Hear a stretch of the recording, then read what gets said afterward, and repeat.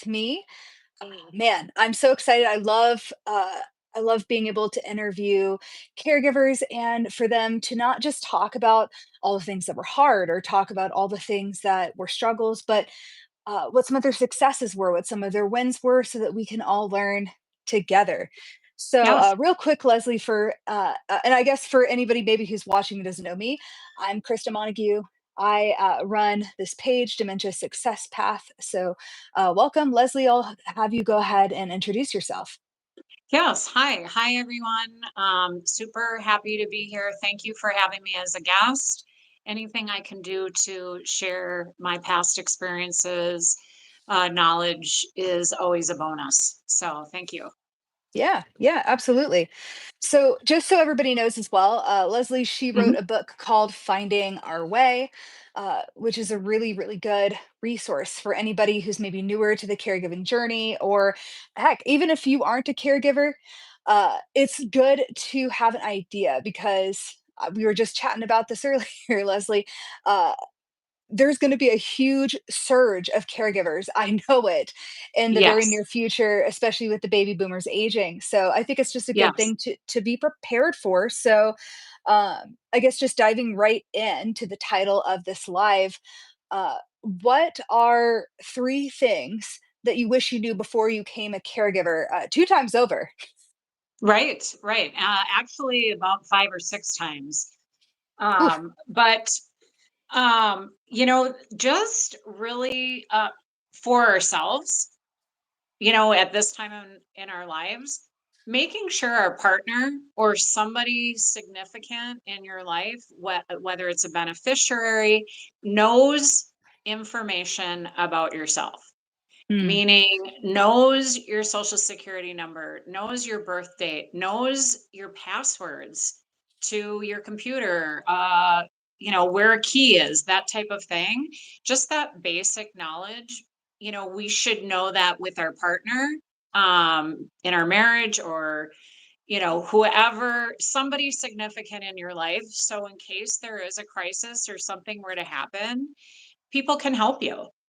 yeah, absolutely. Yeah, so that'd be a first thing that's really not talked about. And hi, Otelia. Thanks for saying hi. Uh, yeah, what's not talked about is the massive admin aspect of Yes. dementia caregiving. So I think that's one.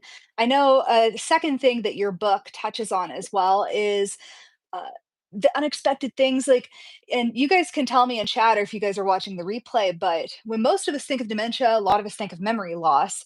But oh, that is the tip of the iceberg when it comes Yes. to like the challenges. Yes. Like you talk about sundowning, you talk about Yes. whew, all kinds of stuff. So like what challenges did you see that you didn't necessarily expect? Yes. So my father had more of the outbursts and, the frustration, always searching for words. And, you know, it would sometimes it was hard not to say, well, I just told you that. But after a Yeah. while, you learn, the shaming, or, just being more subtle and not maybe being,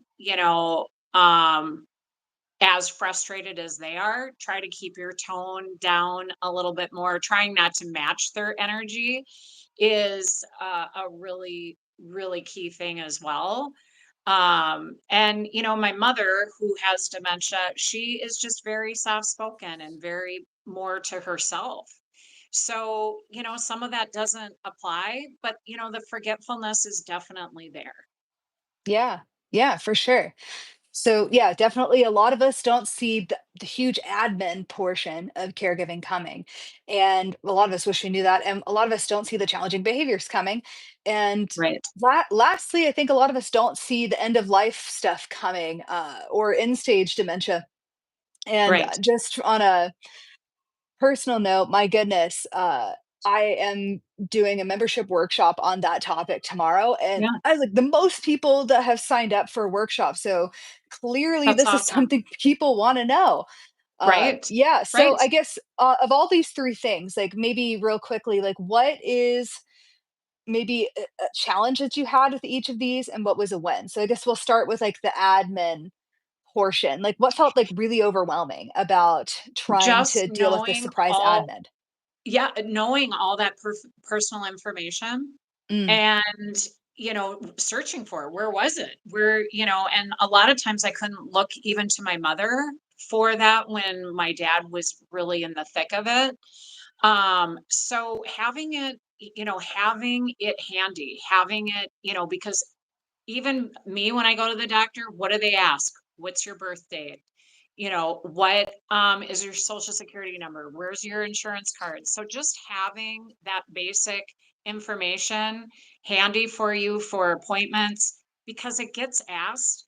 It doesn't matter what appointment you go to, the eye doctor, the hearing doctor, and you can't rely on the person you're caregiving for to be knowledgeable or answer, those questions. And as well, my mother was the caregiver mainly for my dad, and we had to step in. I wish I would have known really how difficult, physically challenging it is at times too. mm, Because just because one day they could get up and change the TV channel, or what I mean, go get themselves a drink, the next day might be a real challenge. They forget where the cups are or why they even went into the kitchen. So, just really starting to kind of learn about the process of dementia and how it can change. And, being there for the other caregiver or the other people helping in the caregiving. And, just really trying to understand the illness that this person, you know, doesn't really know what's happening to them. And there's a lot of confusion and frustration. And it can be day to day that the changes can be significant. yeah. So I guess going into some of the daily challenges with them, uh, maybe not being able to be as independent anymore. So, what would you Yes. say was a challenge that you managed to overcome? Like, what was a win that you managed to get where you're just like, man, I wish more caregivers knew about this? Yes. Well, managing, medication was Hmm. something that we did. And, my father was a diabetic and, Mm, oh, that's really had a challenging. lot of Right, had a lot of other medications. One of the best things that we learned was numbering their medications. Oh, So on the wow. top of the pill box. So, insulin was one, and their heart medication was number two. And not only did it help them, but it helped me because, as we know, medications change. Mm, And that was huge once we started doing that. Or if my sister came or another caregiver came, we were all on that same plan and it helped them. Okay, number four medication is taken in the evening, or with food or things like that. And thinking out of the box, what works for you might not work for me, but sure. we have to have these little, I mean, it seems so common sense to do something like that. Maybe ABCD is better than 1, 2, 3, or color code it, however you want to do that. But, when you're managing somebody else's medication, you need to have some type of plan. Yeah. Yeah, definitely. And I think what's there too, what catches people off guard with the medication especially is that you aren't just going to be like, "Okay, here you go, dad. Here's pill A, here's pill B." And Yes. like Yes. it's really shocking to a lot of people where they'll just like, "No, I'm not taking this." And you're like, you're going to die if you don't Yeah. take this. Yeah. Like you Yeah. need to." And it can really really catch people off guard. So I'm curious, was your dad the type of person who would refuse medications? Absolutely. All the Oh, what were time. some of your tricks? What were All some the of your time. wins with that? All the time. So a lot of my wins were, how I came in and approached them. It wasn't like, you know, here, hurry up and take this, that type of thing, Mhm. because that was hard for him. I was just watching sports and now you're interrupting all my stuff, you know. So my presence of talking to him and working with him on that. But the other thing that was very helpful is there were oftentimes he was like, "Nope, I'm not taking that." And I'd be like, "Okay, whatever."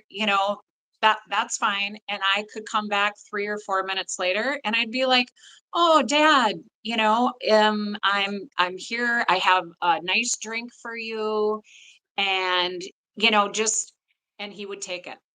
Mm. Just in within that 4 or 5-minute change, just giving him a minute to adjust to what he was just watching or what he was just doing, and he felt like he had a little bit of control. Oh, that's good.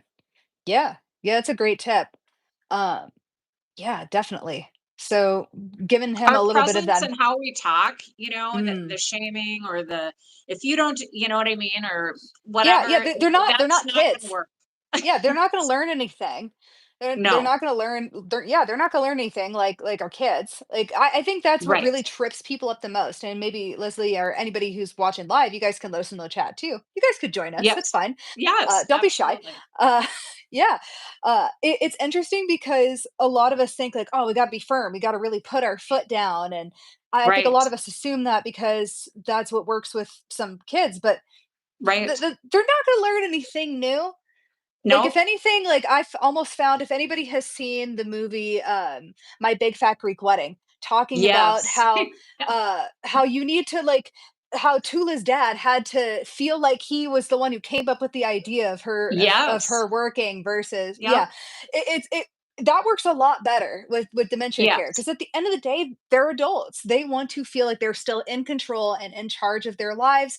So, Yes. ultimately, if we can both get them to do the thing that we need them to do and Right. make them feel that way, it's going to be so much easier. So I love how you said that the way you approached him, how it's a little bit more calm. You gave him a little bit more time to process what you were Right. telling him. Really helps. I would say too, guys, as well, if like your person is just like level 10 stubborn, like my grandmother was, oh my goodness. Yep. That Um, was my dad. Mhm. Yeah, ultimately, what's there sometimes, if you're just really desperate to get that medication in, is that, you wanna talk with their doctor first, but if that medication can be taken with food or is crushable, that may be an Yes. easier way. Sometimes it's just there's too many darn pills in front of you. Right. Right. And, just breaking that up in that 5-minute period, is helpful to them. A lot of how their reaction is, you can tell it's fear-based. They Yeah, they just don't understand, and it comes out in anger. And that's normal for that's so anybody, even a child. yeah, absolutely. Yeah, there truly, I think what's there is anytime you see a really intense behavior, what's there is it's a fear of loss of control. It's a fear of loss Yes. of independence. It's a fear of Yes. losing who they are. So ultimately, Yeah. you're going to do better by trying Working with to, them. yeah, The other definitely. thing Because, too, because, as we all know, when we do things a little more calm, and let me tell you, I wasn't always calm. I mm, would get very frustrated too. And that's when I knew I needed my own timeout. I needed, to go in the bathroom, splash some water on my face, whatever, because ultimately it's really not them. And they don't choose to react that way. oh, for sure. So I mhm. love that you brought that up because our folks truly do look to us to understand how they should be Yes. reacting to things, and the more Right. calm we can be, it I find it's so interesting because Liz, you can tell me too if you've experienced this, and I make jokes that, like, our folks with dementia remember the most inconvenient things, Yeah. and a big Yes. reason for that is because they may not be taking in information anymore, but they absolutely can, like, feel the room, they can, like, Yeah. feel how upset you are, and that's what stays with them, that's what makes an interaction more, like, stick with you a little bit more. So, the Right. more calm and the more down a level you can take Right. yourself, the easier it is, A, just to do the task, but B, let's say you want to redirect them to something else, it's going to be easier to redirect them to something else if you're not like panicky and just like, oh, I just need Right. you to pay attention to something else. Because then Right. suddenly you just look all suspicious. Just like, why are you panicking? And actually that's how all majority of people are, right? I mean, when you're with somebody who's flustered and frustrated and, you know, having a hard time, I don't care who you are, you pick that up and then you start to, feel a little more closed off, maybe not as trusting, you pick up on the energy for sure. Definitely. Definitely. Yeah, for sure. For sure. And I think what's there too is a lot of people think that they like if like it's almost like they feel like if I don't have my person with dementia listen to me immediately, then I've lost. Just such a Yeah. weird, it's a weird frame. I think a lot of us Mhm. maybe have some childhood trauma from our authoritarian Yeah. parents maybe going on there. But Yeah. I mean the truth is you're most of the time, most of the time you're not in a rush. Most of the Right. time if you say, "Hey, dad, I need you to shower," and they say, "Nope, I already showered," be like, Yeah. "Alrighty then, give them 15 Right. to 30 minutes and try again." And chances are they'll give you a completely different answer than Exactly. than they Yep. did before. Because again, And I if and you I were love just like, what you had done in your video. You made it maybe a little more inviting. Come touch this water. You made the bathroom nice and warm. Maybe you put, some nice music on. Everybody responds to music. It's just to make the environment more secure for them. yeah, definitely. I think, yeah, Hmm. because that's like one of the number one questions. And you guys let me know in chat too if showering is something that has been a struggle for you guys because that's like the number one thing I get questions on. And Hmm. I think the reason why it's so challenging is dementia really messes with your senses. And boy, Yes. is it a test to all your Yes. senses to shower. My goodness. Right. Right. And it's scary, and maybe the one time they didn't have a good experience, that's what has stayed with them. Yeah. Yeah. Like Hmm. that fear, that panic, that, yeah, Yeah. like we were talking about before. It's like the emotions of that stayed a lot longer than like the exact informational memory of the thing. So definitely. Also too, man, I found like it sounds really weird, and I've had some folks say like, "Are you sure this would work?" I'm like, "It works better than you would think." Is like you want Yeah. to do everything you can to like make their brains go on autopilot. Like I think if Yes. like let me ask you this, Leslie, did you ever ask your dad, "Hey, do you want to shower or do you want to do X, Y, and Z?" Right. Right. And what was his answer? Right, he's going to say no. Right. Exactly. Absolutely. Yeah, So because it's it's the easiest thing to presentation. do. Yeah, it's the easiest thing to do. So instead, what we would do is I might say, "Hey, Dad, come here. Here, could you help me with something? Hey, uh, how does this water feel? Oh, good. Okay, good temperature. Cool. Okay, here, Right. lift your hands up. Okay, pull that shirt up." Like again, Right. I'm not even asking. Truly, I think what's there and what freaks people out is they're like, "Well, I'm not asking them." I'm like, believe me, if they don't want to do it, they're Right. not gonna. No, and like we just said, they're adults. They have strength. I lifting somebody out of a wheelchair is not easy to do. And then when they're angry or upset, you can't make it happen. I also know that oftentimes we would take a towel out of the dryer, just warm it up for him a little bit. He loved that. Loved it. Mm. Oh, that's smart. Yeah, just Hmm. to yeah, because that's, like, probably the number one enemy of, like, anybody who's elderly is the Yeah. freezing cold bathroom. Yes. Yep. Like, I used to make jokes when I was helping folks with helping the CNAs with that is, "If we're not sweating, it's not hot enough in here." Yeah. Yeah. Yeah. Yeah. Yeah, Yeah. so oh, man. Understood. Yeah, yeah. Oh man. So, okay. So we've talked about some unexpected things when it comes with challenging behaviors. So, what would you suggest as far as someone starting from zero? Like, I know you talked a little about knowing the passwords of things or like having a general idea of how someone's personal finances work that you're going to caregive for, especially if you're the main caregiver. But what would you say is like your number one piece of advice, like they just got a diagnosis, you're like, "Oh no, I just got thrown into being a caregiver." Like, what would be like the number one thing you tell them to do?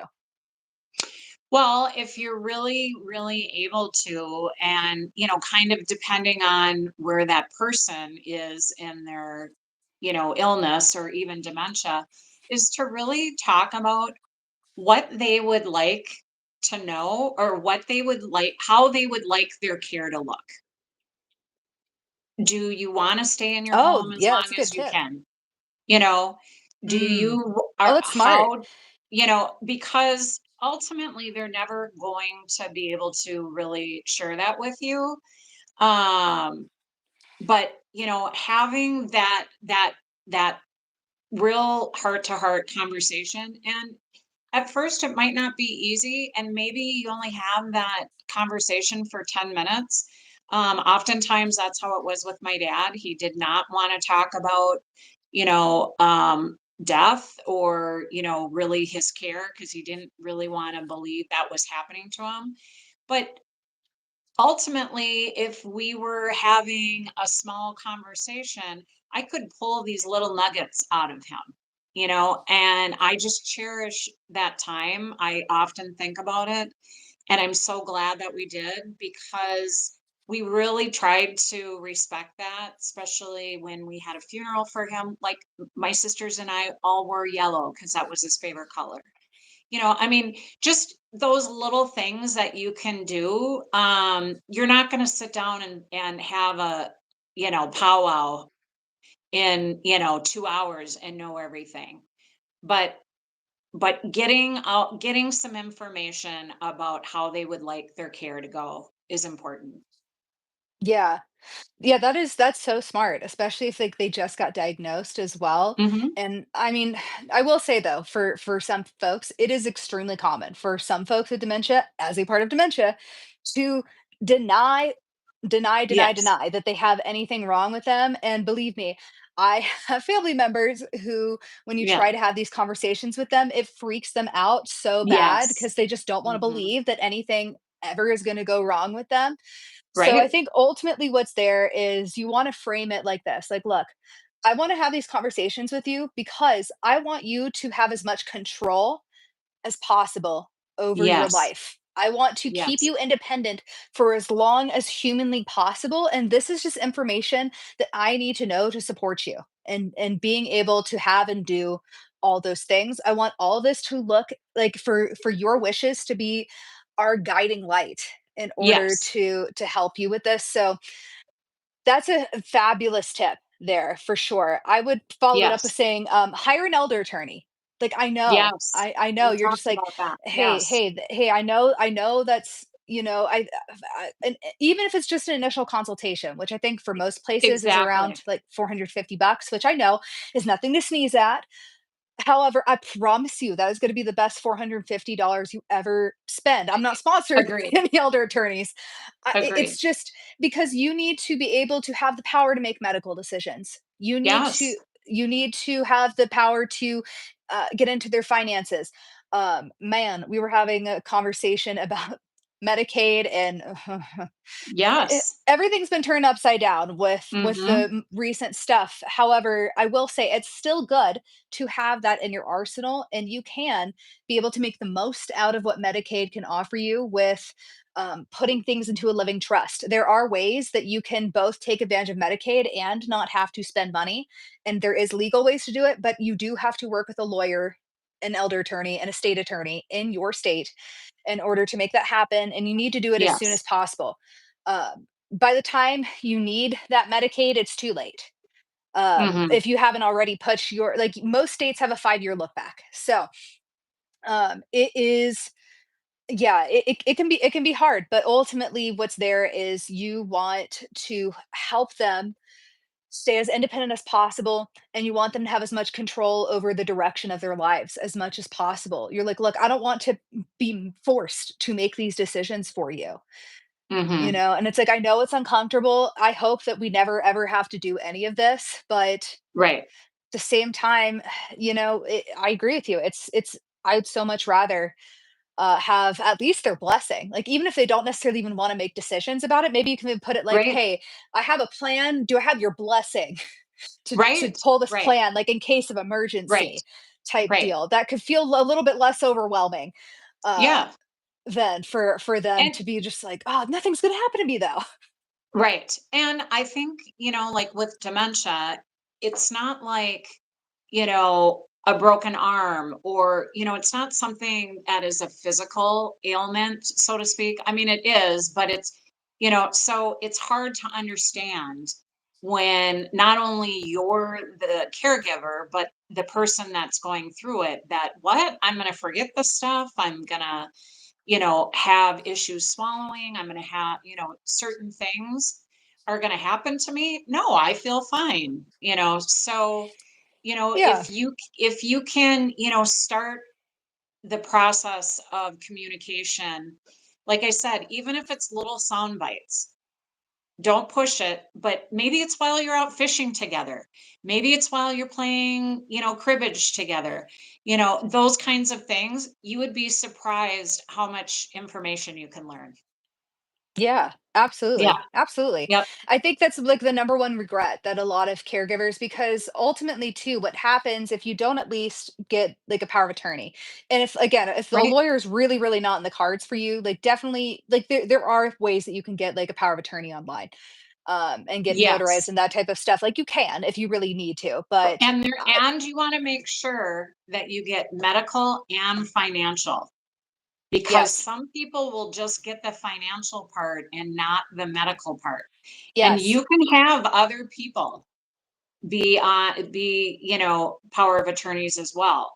The other thing is to remember is once the person passes, the power of attorney ends. So yeah. you need to have your beneficiaries, you need to, if your will, some type of other direction for afterwards. Yeah, that's why my blanket thing is like just get an elder attorney, because that way you don't have to think Yes. about any of this stuff. Like they have it Right. covered. They're in charge of getting it all done. Like again, I promise you, even if it's just the consultation, it is Yes. it is worth it to at least have like a direction to go. Cause like sure, you could look on chat GBT, you could go on Google, Yeah. whatever.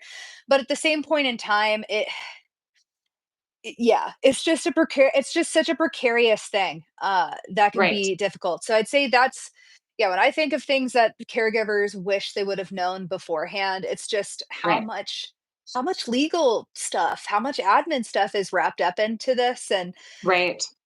yeah, It's not just caring, it's not, like in my book that I say, it's not just, bedpans, it's prescriptions, it's how home maintenance, yeah, it's shopping for them, it's, all of those types of things, making sure appointments get, set, and, yes, also asking for help, yes. you Oh, as a caregiver. I love that you said that. I saw Teresa H say, "Yes, get help early on." That's a Yes. fabulous tip, Teresa, because yes, much sooner than you would think, because it can take Yes. time to get these systems set up. So even if, let's say, you're like, "Oh, we're managing okay," like we don't want to be a burden to anybody else. Right. I promise you, like you have to get this done. Like I know it's Right. so like I want to scream it from the rooftops just because it's just I feel so terrible for people who like when you are in the thick of like middle stage, late stage dementia, Mhm. wherein I'd almost think of it this way, guys. If like let's say your person just got diagnosed, or maybe you just want information just to be vigilant about this type of stuff, it's like parenting 2.0. Like it's that level Yes. responsibility. It's like congratulations, you've had a boy that's Yeah. 80 years old. Yeah. Like that's what it's like. Like it is that Yes. level of responsibility. Like you are in charge of Yes. their life, like not just your life anymore, but their life too. And that is Yes. way crazier than like a Right. little kid who started from zero. Like it's just I'm telling you, like as many things as you can offload off your plate and as Right. early as you possibly can is going to make a huge huge difference when it comes to how long you can handle this, because especially everything that's Right. going on with Medicaid these days, you want to, it's possible that a lot of people may need to age till the very end with family. It may Yes. not be financially something that's possible for them to do with Medicaid. I'm going to be real honest with you guys. Uh, while people will still qualify for Medicaid, that will definitely still be a thing. I think what's there is because our government has chosen to cut $1 trillion off of Medicaid.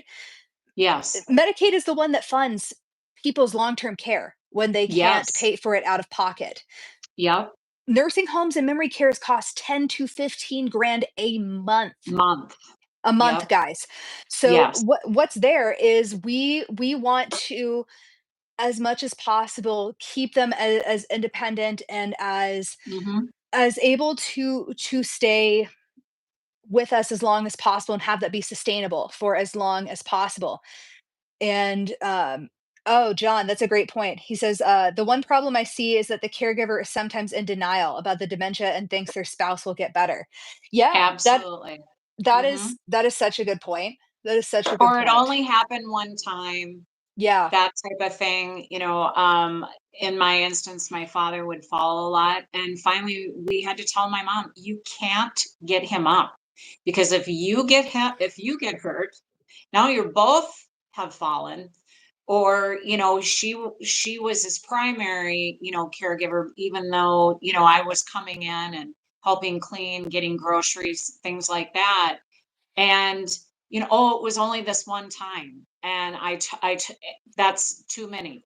That's too many times. And so Yeah. those check-ins with the other caregivers, really having that communication is key. Yeah. Yeah, for sure. I see it too often too. And you guys can't tell me in chat if you guys notice the same thing. Is it seems like in a lot of family systems, even if there's multiple siblings, it seems like there's only like one sibling that's like doing all the things and the rest of the siblings Yes. are doing nothing. And it's really frustrating and disheartening to see. So, I mean, again, for those who like maybe your loved one has a really early diagnosis, or maybe they don't have a diagnosis at all. Maybe you're just Mhm. again trying to, maybe you're neurotic like I am. You just want to Yeah, you just want to, you're like, I just need to be prepared. Uh right. which hey, solidarity. Uh Exactly. yeah, yeah. So ultimately you maybe it's just sneaking in little conversations here or there like you were talking about. Leslie, that's Yes. such a great tip to give people. And just I know we just want you guys to feel like it's not so overwhelming. So if we're taking it like one little bit at a time, like one little conversation at a time, and maybe we're taking it one thing at a time, like let's say like a task a week right after they Yep. first get diagnosed. Like, all right, I don't want to have to think about their meal, so I'm just going to go ahead and start getting like Meals on Wheels or like Yeah. factor meals delivered to the door, something like that. um Using Amazon and having maybe hygiene products delivered, yeah. to Oh, their smart. home instead of getting Oh, the smart. call like I would get from my mother the day that she needed them. And it's Ugh, like, okay, I so know, then everything now stops. she's on a cycle. And that's another thing a lot of people don't realize. You have extra expenses when you're in assisted living. Assisted living doesn't cover hygiene, toilet paper, paper towels, snacks. There's things that aren't covered in maybe your monthly payment that is out of pocket. So Yeah, putting things on a delivery cycle is wonderful. for sure, for sure. And it's good to have, again, as best you can. I know it's hard definitely when you're just like, I'm already midway through this. This is hard. Yeah. And for my folks who are watching who are like, I'm already midway through this, or I'm already like Yeah. kind of middle towards the end.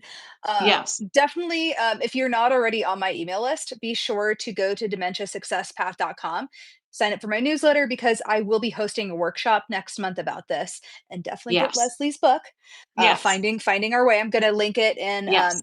in the replay of this, just to have a good walkthrough of everything we're talking about. But man, um, you know, the best time to start was probably like a couple years ago, but hey, the next Yeah. best time is to start now. So maybe take a Right. small task, make a singular task this week. The one that I suggest to my folks, just to make it the easiest, is I promise you guys, you have a researcher type person in your life. They may not live right by you.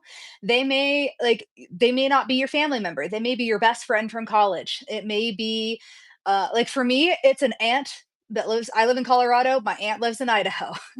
Like, Yeah. that's my aunt. She's retired. She loves Yep. researching things, and anytime Yeah. I'm feeling stressed and overwhelmed, I hit up my aunt and say, Yes. "Hey, Aunt Me, could you look up like the grants that are available? Or heck, there's ChatGPT now. Like ChatGPT is kind of turned into your research ant a little bit Yeah, yeah, yeah.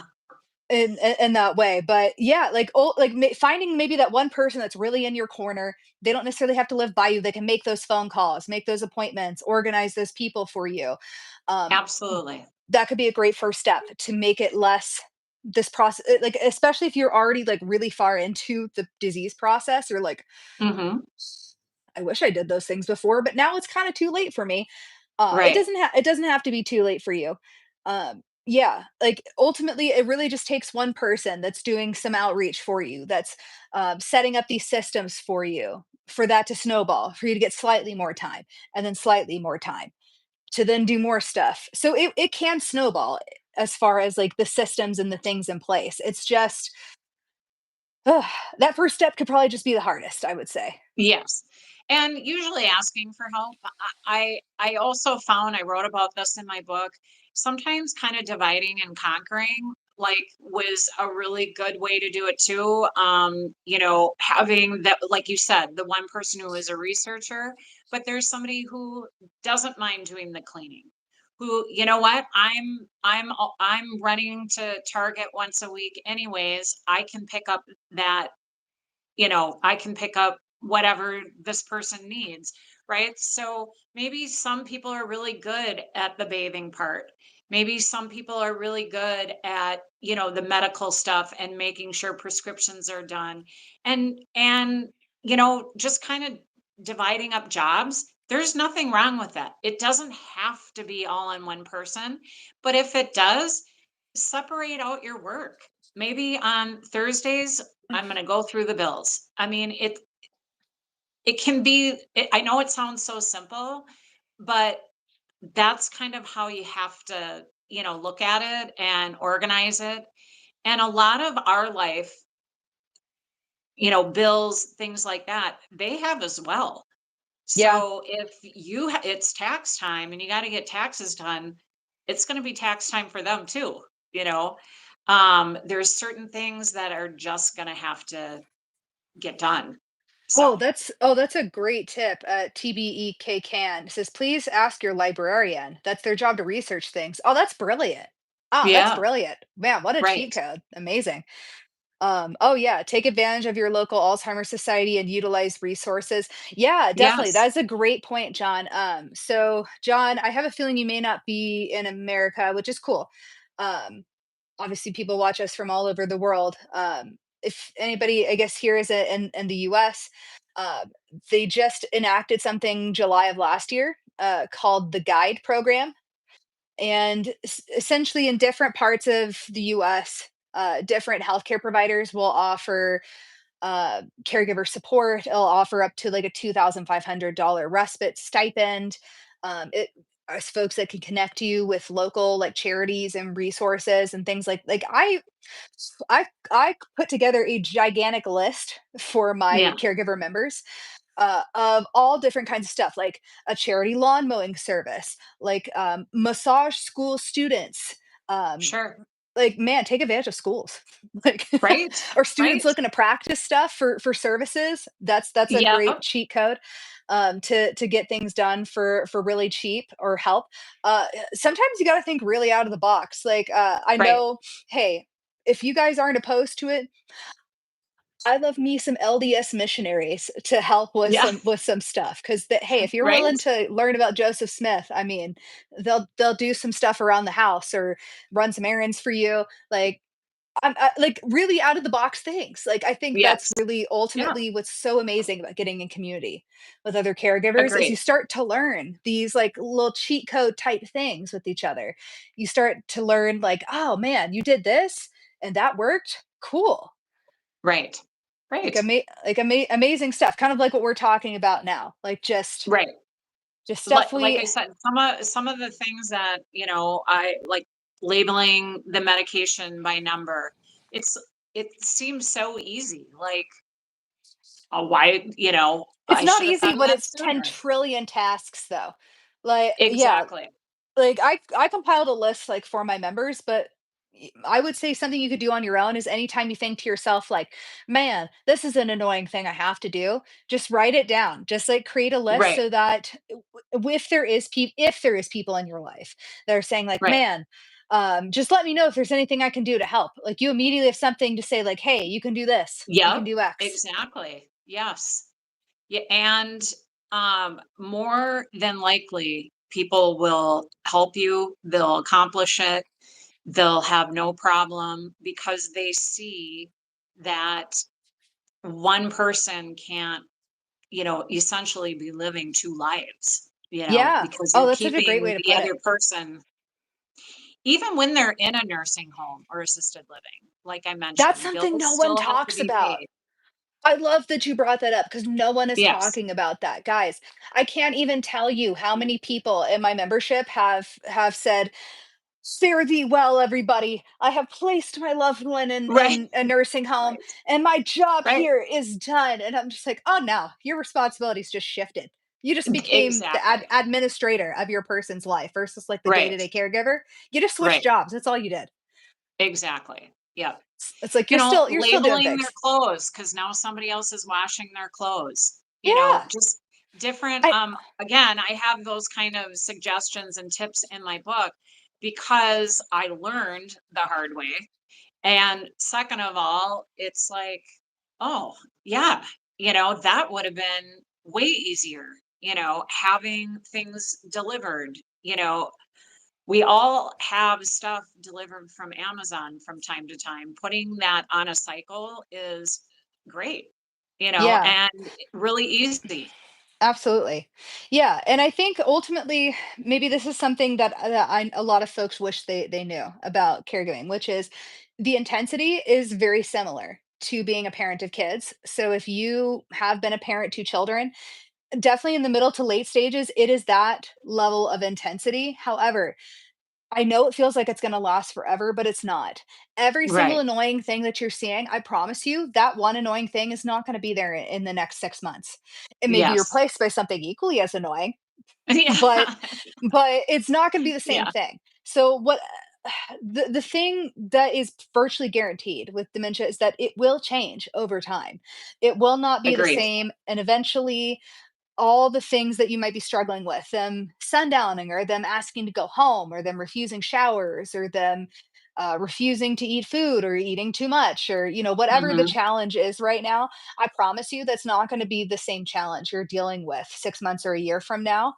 Like it's not like at some point, like it's almost like saying eventually my person's going to progress to a point, like, because all dementia's ultimate final destination is that they're probably sleeping most of the day. They Right. need total care. It's almost like watching your kid go from like a teenager to a toddler to an infant trapped in an adult's body. Like that's Yes. like emotionally their journey is very different than teenager, toddler, baby, but Yes. physically, that's definitely what it looks like from the outside. And Yes. that's like the level of caregiving intensity that's there for each of those things. Let's see. Camille says, I was diagnosed with early onset Lewy body dementia. Oh man, I'm so sorry, Camille. Now I have Parkinson's Yes. as well. Mm. He is 21. He says he will never allow someone who does not love me to care from him to care for him. Okay. Mhm. Oh man. Well, Yeah. I'm definitely sorry. I'm definitely sorry about that, but my hope for you is that you're going to since you know that it can definitely be very intense that I think a lot of us when we become parents, we have an idea of how intense it's going to be so Right. we can somewhat prepare for it. I think a lot of people just don't know that about dementia caregiving is it's Yes. that level intensity that you're taking on. So Right. you just want to set up your life to Right. for it uh get, I would say, logistically more intense as time goes on. Like I would say like emotionally it Yes. gets easier and logistically it gets more intense as time Yes. goes on. Right. Um Because 'Cause you're like I think bathing, you're dressing. Yes. yes. Um, That's a good one too. Says VA can pay the family member for providing personal care. Um yeah, definitely. If your person was part of the military, that's a great resource. to look The into other for sure. resource out of that as well, my father was a veteran, and through, Patriot Angels, I don't know if you're familiar with that, but my Yeah. mother, once she has a spend down to a certain amount of money, she has qualified for a benefit to help in her living, situation. Oh, So amazing. that, is something as well to look in. I do have a chapter on medical, making sure what papers you need, honorary discharge, their term, were they in, wartime, things like that. But I would definitely, it's definitely a benefit that is a resource a lot of people don't know about.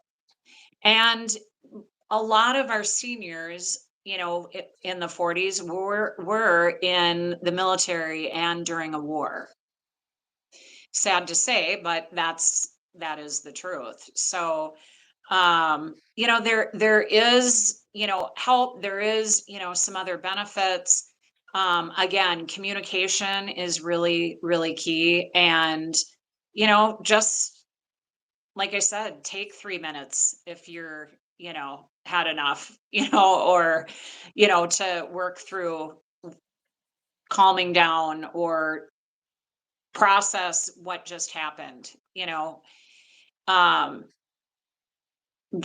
no one has all the answers and the stages are always changing. Yeah. Yeah, like, I think ultimately what's there, and I think why I see such a fixation on the stages online specifically, and I know Mhm. especially for you, Camille, that might be, really frustrating because, the stages are built for people with Alzheimer's and definitely not for folks with Lewy body. Yeah. But I think ultimately what's there is I think a lot of caregivers, they just want to know what to expect. They just want to know Yes. what they can do. So I mean the truth is you can't control how the disease is going to affect your person with dementia. Like Right. how they were before, I am so sorry to tell you guys Right. is will tell you 0% of how they will be with dementia. I have seen super, super sweet people turn really mean and ugly in Yes. dementia. I've seen super, super sweet people be continue to be super, super sweet in dementia. Yeah. I've seen folks who were horrible before dementia be super nice in dementia. I've seen people who were horrible before dementia be extra horrible in dementia. Yeah. It's just a crapshoot. You don't know how they're going to be. You don't know how it's going to affect them. No matter what Right. dementia you have, like knowing the dementia is helpful because it can tell you like what symptoms are more likely to appear and to happen than others. Mhm. But aside from that, I mean, ultimately what's there, what you can prepare for is getting that elder attorney, getting that paperwork in line, Right. getting as much automation support as far as like the little tasks that takes to run a household, to run your life, to run their life, and figuring out the financial piece as far as logistics and care later on. Aside from Yes. really those pieces, you can't really predict. All you can Right. do is just put as many tools in your toolbox as possible Yes. so that you have things to try. Um, Right. and Jaylene, thank you for watching my videos and showing it to your folks. I appreciate that. Let's see. When you begin forgetting who you are, one thing that stays is the need for loved and to be loved. Ooh, that's good. Yes. That's very true. JC says, I think my mom's sense of humor actually sharpened. Let's see. Lynette says, how do you get someone in later stages of dementia out of a psychotic episode? Wow. Yeah, that is, definitely a little bit more on the fringes. Like, so Yes. if there's like a bell curve of everybody who has dementia and what that looks like, someone who is psychotic or someone who is violent, I'd say is more on the fringe of those things. Mhm. So if you are just like, oh my gosh, um, this is insane. It probably is. Uh, Yes. like you're probably not wrong. So I think what's there is, Lynette, you don't want to do it by yourself. You want to get other professionals to walk alongside you. And the thing about that is what that can look like is probably a psych hospital admission, and Medicare Yes. will pay for that. So Yes. Medicare typically pays for everything short term. So we're talking prescriptions, hospitalizations, Yes. rehab, things that are short term. Medicaid only covers like chronic things, long-term things when you're Mhm. poor. Yep. Like, that's generally how it works here in the US. Um, yeah. So, A that lot of hospitals that I have found too have an area to help, an elderly person with dementia, or having that psychotic.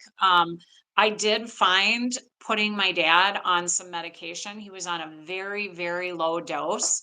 We're talking like 3 milligrams. It made a big difference for him. yeah. And, I'm not saying that's the answer, but sometimes you do have to go that route. Yeah, I will preface this because that is my background, is I worked in a geri psych hospital. So I worked as the therapy arm of that hospital. And Hmm. ultimately what's there is you want to see medication as a last resort.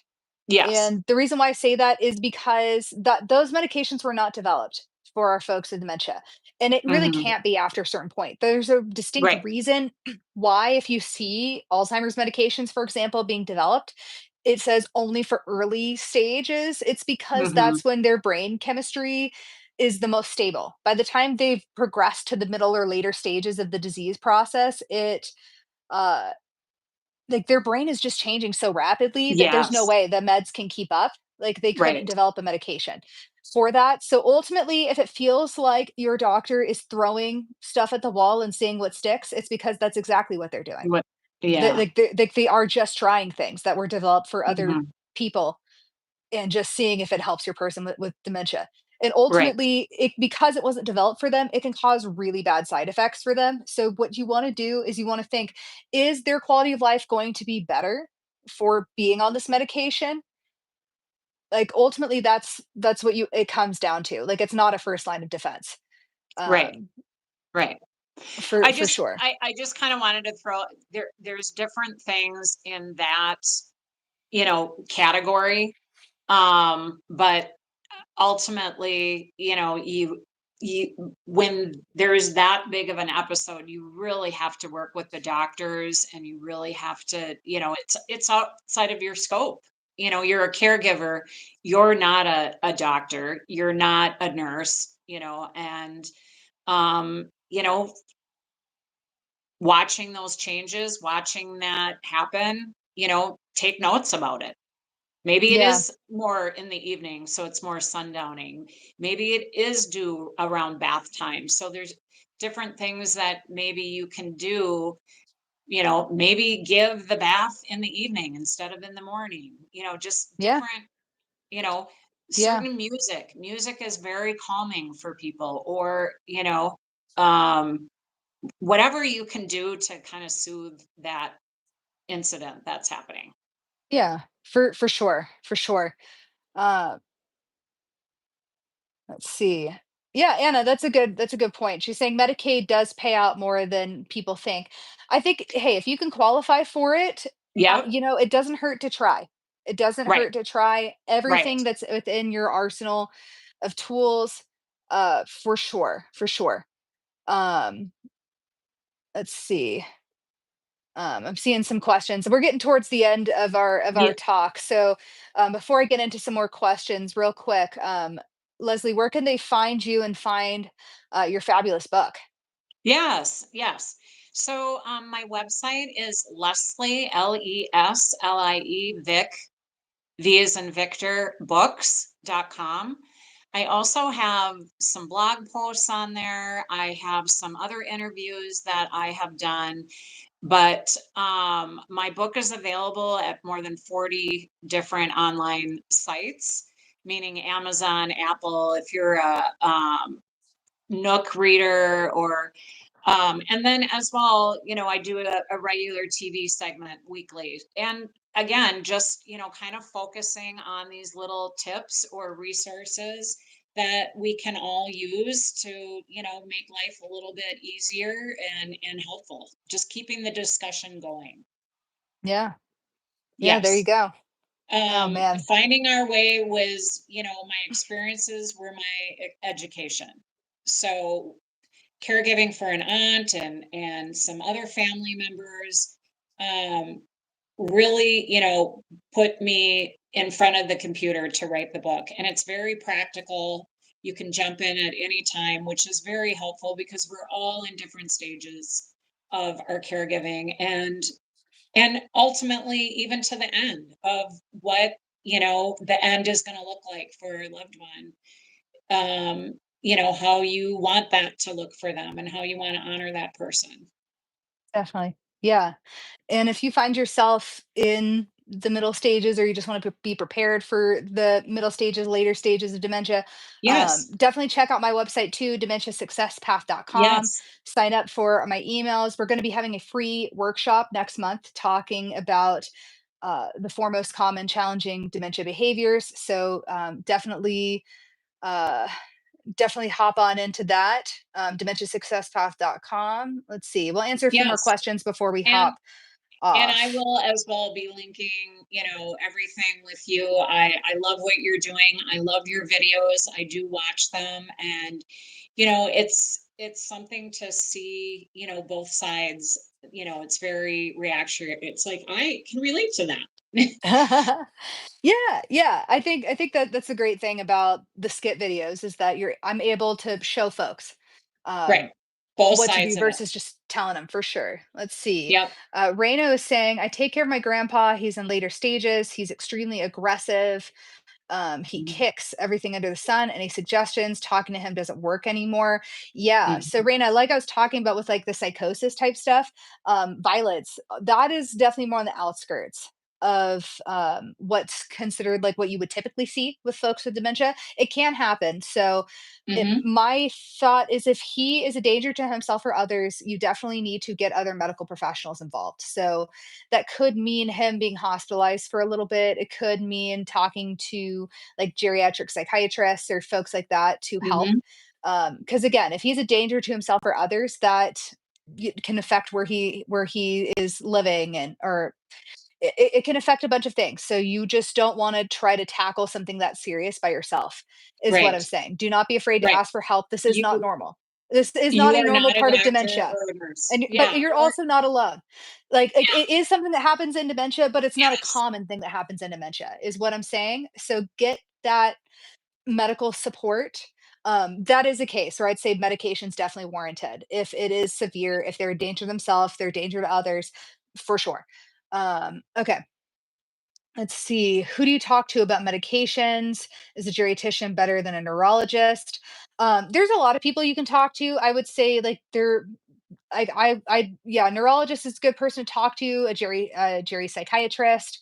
If we're talking more behavioral type meds, I know primary care can be kind of tricky. Primary care could be a good place to like maybe direct you to some specialists that might be a better Right. fit for what their situation is, since that primary care doctor treats them specifically. So, yeah, actually, that primary care doctor might be a good first place to go, just so they can direct you to maybe some other resources that you could go to. But like for example, I've interviewed a physician's assistant that specialized in like behavioral meds and like psych meds. So Yeah. there's all different, like I would say it depends on the type of medication. um so yeah. Let's see. Anna's talking about how you don't have to have the 2,000 minimum for Medicaid. Getting an elder attorney that specializes in Medicaid Right. specifically is going to really help guide you on The what that other looks thing, like for your specific situation. every state has their own situation too. You know, I mean, how what they might cover, what they have, even expenses. So I was caregiving for my aunt in Arizona. I'm in Minnesota. Things were very different than what I was used to here in Minnesota. So um, you know, you and I have to kind of be careful. We can't say this is how it is because, again, states are different and Yeah, care is that's a different good and point. what's available. Yeah, that's a really great point for sure. Yeah. So I think ultimately, maybe just to wrap up our whole Yes. conversation, what's here, what Yes. most caregivers wish they knew beforehand is A, get an elder attorney, get that paperwork involved. Two, get those help in that systems in order, because it's like parent level type of responsibility. And third, if you're seeing challenging behaviors like sundowning, like them refusing showers, them refusing food, that can be a very normal part of it. So really getting in community with other caregivers and learning those tips and tricks can really, really help. So, anyways, Yes. Leslie, thank you so much for joining me this evening. Yeah, thank I'm you. going to link everything in the replay, and thank you all for joining us Yes. this evening. We're so Yeah, glad that you we'll stay guys in could take the touch. time. All right. Yeah. Bye, Thank you so everybody. much, everyone. Have a great weekend. All right. Bye, guys.